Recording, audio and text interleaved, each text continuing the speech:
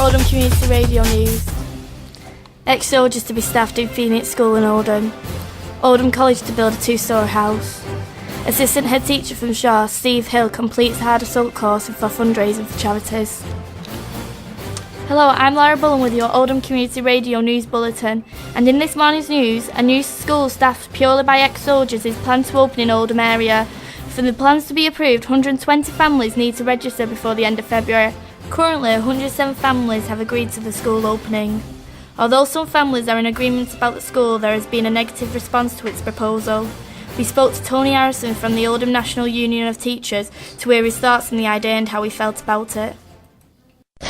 Today I'm here with Tony Harrison. I'm the Secretary of Oldham National Union of Teachers. What do you think of the proposed school? Well, first of all, we think it's totally unnecessary because it's experimenting with people's education, and children only get one bite at education, so it really isn't a good thing to do. We feel it's making Oldham's children into guinea pigs. Do you think it will improve behaviour? Absolutely not. Discipline deteriorates when young people are bored at school. That's when their behaviour gets bad. Making schools like boot camps, as this school really will be doing, won't change this at all. We also asked people from Oldham what they thought of the idea. Do you think that the teachers will have less respect for the pupils and parents? Probably, because they'll probably approach them with a more aggressive behaviour.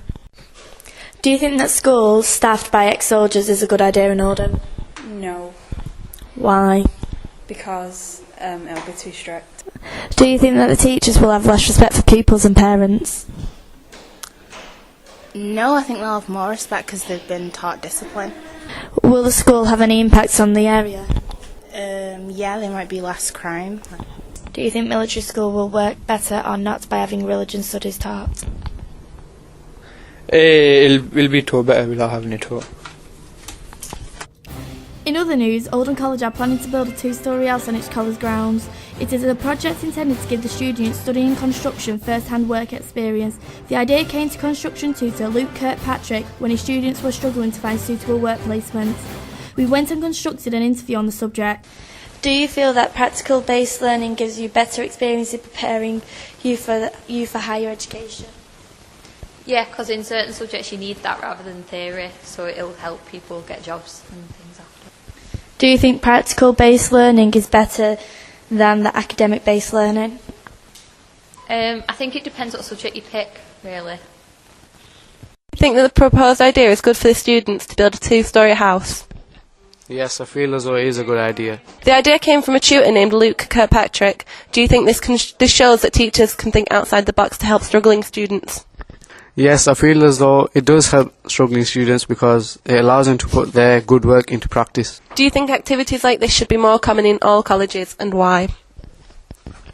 Yes, I feel as though this should be more common because academic-based learning, for example, is just writing, which doesn't really allow you to take in the information that you're processing. So if you're doing it practically, it allows you to actually do it. And finally, Steve Hill, Deputy Head Teacher at St Joseph's Primary School, completed the Tough Guide Challenge to raise money for Dr Kershaw's Hospice and the Christie's charity. The course consisted many tough obstacles such as electric fences, 100 metres of fire, monkey bars across a freezing lake and barbed wire. In total, he raised over £6,000 for charity and is planning to do it again next year.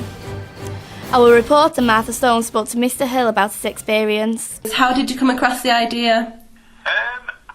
I do enjoy doing fundraising and various challenges, and I don't know if you've seen the paper in the past, and many different challenges like Kilimanjaro and Mont Blanc and the Sahara Deserts, and this is just something a couple of my friends did a couple of years ago and said it was a real tough challenge.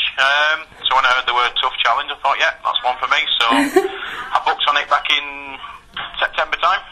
Yeah. And got into training. It just another one of the many challenges. So yeah, it was a couple of friends who'd done it in the past, and I thought, yeah, I'll have some of that. What did the course consist of? Oh, lots of things, right. It was an 8-mile course, and it is regarded as, I suppose, the toughest one-day challenge in the world. It was down in Wolverhampton. So it was 8 miles, you had 40-foot cargo nets, you had to climb over and across, again, ropes 20 foot above lakes, you had to shimmy across, climbing under barbed wire, about 100 metres, running through fire. How much did you raise in the end? We raised £6,000. Forum Community Radio, 99.7 FM.